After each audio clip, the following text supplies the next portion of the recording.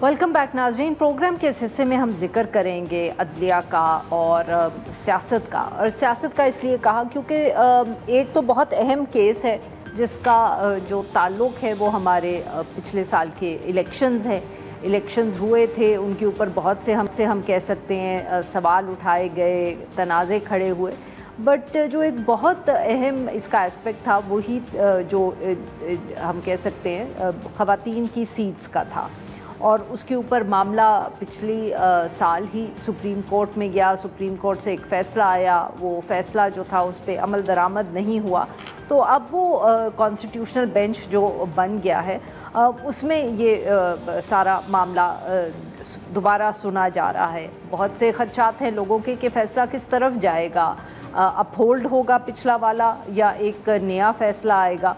और इसी हवाले से वहाँ जो फैसल सिद्दीकी साहब आज आर्ग्यू कर रहे थे तो गुस्सा भी उन्होंने हम कह सकते हैं किया, वो ज़रा जज्बाती हो गए। उन्होंने कहा मैं केस हारता हूँ या जीतता हूँ कोई फ़र्क नहीं पड़ता, लेकिन सुप्रीम कोर्ट अपने फ़ैसलों पर अमल दरामद तो करवाए। इशू यही है कि जो सुप्रीम कोर्ट का पिछली मरतबा फ़ैसला आया था इसी केस में, उस पर तो कभी अमल हुआ ही नहीं। ना सुप्रीम कोर्ट को करवा पाई, ना इलेक्शन कमीशन ने किया और ना ही हुकूमत को कोई फ़र्क पड़ा। तो ये एक इशू है। और दूसरा जो इशू है वो जजेस की तैनाती और सीनियरिटी का मामला है। जो इस्लामाबाद हाई कोर्ट में जो जजेस थे जिनको मुल्क के बाकी हिस्सों से ट्रांसफ़र किया गया इस्लामाबाद हाई कोर्ट, तो उस पर खड़ा हुआ है। वहाँ भी इशू यही है, सवाल यही है कि जो जजेस बाहर से आते हैं, माफ़ करिएगा इन द सेंस के किसी और हाई कोर्ट से, तो उनको क्या दोबारा हल्फ लेना पड़ता है कि नहीं? अगर वो दोबारा हल्फ लेते हैं तो उनकी सीनियरिटी पे फ़र्क पड़ता है कि नहीं? ये इश्यूज़ हैं और उन पे बात करने के लिए आज हमारे साथ मौजूद हैं अब्दुल मुईज़ जाफ़र, माहिर क़ानून हैं, और हमें ज्वाइन किया हाफिज़ एहसान अहमद साहब ने, माहिर क़ानून हैं और दोनों बहुत गहरी नज़र रखते हैं इन सब इशूज़ पे। Welcome to the show gentleman.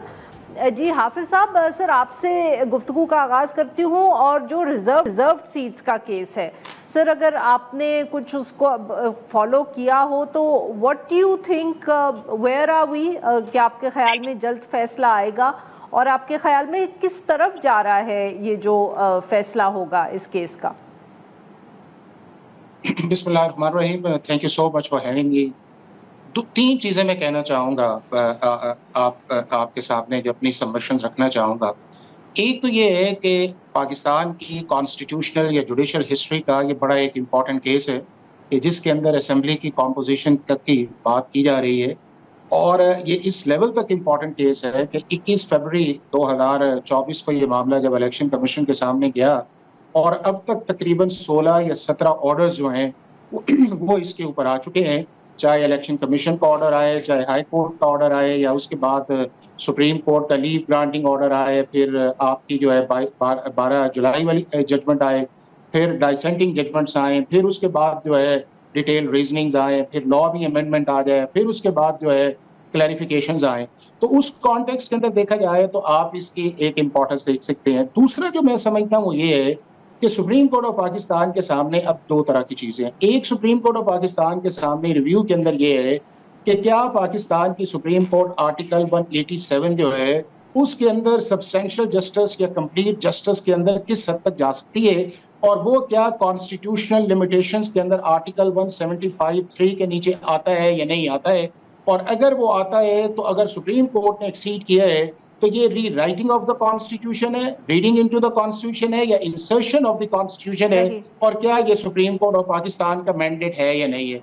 दूसरा उस चीज के अंदर यह है कि अगर आर्टिकल 51 या आर्टिकल 106 या सेक्शन 104 या रूल 92, 94 जो इलेक्शन रूल्स हैं, अगर उनकी प्लेन लैंग्वेज के अंदर एक सीधा सा प्रोसेस का जिक्र है कि रिजर्व सीट्स जो हैं सिर्फ उसी पॉलिटिकल पार्टी को मिलेंगी जिसने इलेक्शन सिंबल के ऊपर इलेक्शन लड़ा हो और उस असेंबली के अंदर एक सीट जीती हो और उसको इंडिपेंडेंट कैंडिडेट्स ने ज्वाइन किया हो, दे आर एंटाइटल्ड जी। अब सुप्रीम कोर्ट ने जो फैसला किया है वो किया आर्टिकल 17(2) की बुनियाद के ऊपर, जो सुप्रीम कोर्ट ऑफ पाकिस्तान के सामने ना कंट्रोवर्सी थी, ना किसी ने पॉइंट उठाया, ना पीटीआई ने आर्टिकल 17(2) का उठाया। तो सुप्रीम कोर्ट ने यूनैनिमसली होल्ड किया कि एसआईसी डिसएंटाइटल है। पीटीआई के हद तक जो है वो 8-5 से एक फैसला सर, आया। I am running out of time here, माफ करिएगा, जरा जाफरी साहब को भी गुफ्तगू में शामिल कर लूं अगर आप इजाजत दें। आपने इतने ज्यादा कवानीन और आर्टिकल्स कोट कर लिए कि मेरे जैसा सहाफी तो पीछे ही रह गया। जाफरी साहब, अब जरा सादा, थोड़ी सी हाफिज साहब से ज्यादा सादा अल्फाज में बात करिएगा ताकि मुझे भी समझ आ सके। जी, मैं कोशिश करूंगा आरफा साहब। असल में मामला भी बहुत सादा ही है और उसको ये एक लॉजिक का लिबादा उड़ाने के लिए ये सारी लवाजमात इस्तेमाल किए जाते हैं, आर्टिकल फलां और सुप्रीम कोर्ट का दायरा इख्तियार।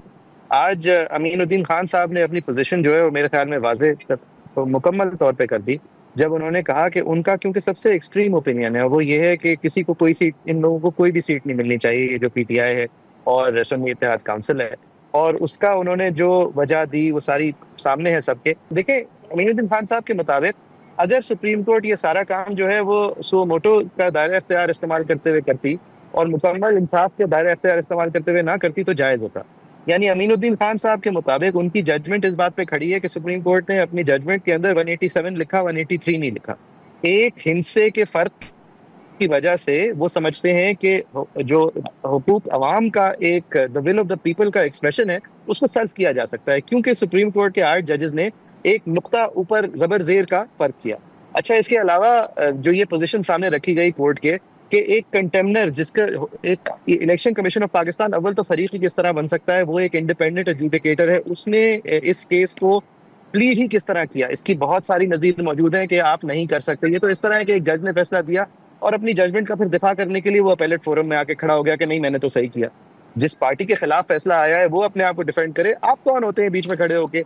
अव्वल तो एक पार्टी के नसीब को का तयन करने वाले, और दोयम फिर उसके उस तयन को का दिफा खुद करने वाले। जिस पार्टी को नुकसान हुआ है वो सामने आए। अच्छा, तीसरी बात ये कि अब आपने जब इसको इम्प्लीमेंट नहीं किया सुप्रीम कोर्ट की जजमेंट को, इस उज़र पे कि जी हमने रिव्यू फाइल किया हुआ है, जो कि एक बिल्कुल बेबुनियाद बात है, तो आप फिर रिव्यू के अंदर आपको राइट ऑफ ऑडियंस ही नहीं मिलती, आपको हक सुनवाई ही नहीं है। और ये एक मुसल्लम उसूल है, इसकी हजारों नज़ीर मौजूद है कि अगर आपने एक कोर्ट के फैसले को ही नहीं सुना है तो आपको रिव्यू में फिर एंटरटेन नहीं किया जाता, लेकिन एंटरटेन किया जा रहा है। अच्छा, वही जस्टिस अमीनुद्दीन साहब जो जबर जेर के इतने मुतवज्जो हैं जब 184 और 187 का फर्क आता है, उनको इस जबर जेर की परवाह नहीं है कि एक आदमी ने हुक्म की नाफरमानी की है सुप्रीम कोर्ट के और उस हुक्म को की दुरुस्तगी का क्लेम लेके आ गया है, फिर भी उसको सुन रहे हैं। और मैं खुदा का शुक्र करता हूँ कि ये यूट्यूब के ऊपर लाइव स्ट्रीम्ड है ताकि ये पोस्टेरिटी के लिए रिकॉर्डेड है कि हमारे जजेस किस पोजीशन पे क्या कर रहे हैं और किस पोजीशन से पीछे आना होगा। देखिए, 39 सीट्स पीटीआई की हैं, ये 10 जजेस आउट ऑफ 13 कहते हैं। उन 10 जजेस के फैसले के ऊपर भी रिजर्व सीट की हद तक इम्प्लीमेंटेशन नहीं हुई है। जी नाजरीन, यहाँ पे लेते हैं हम एक छोटी सी ब्रेक।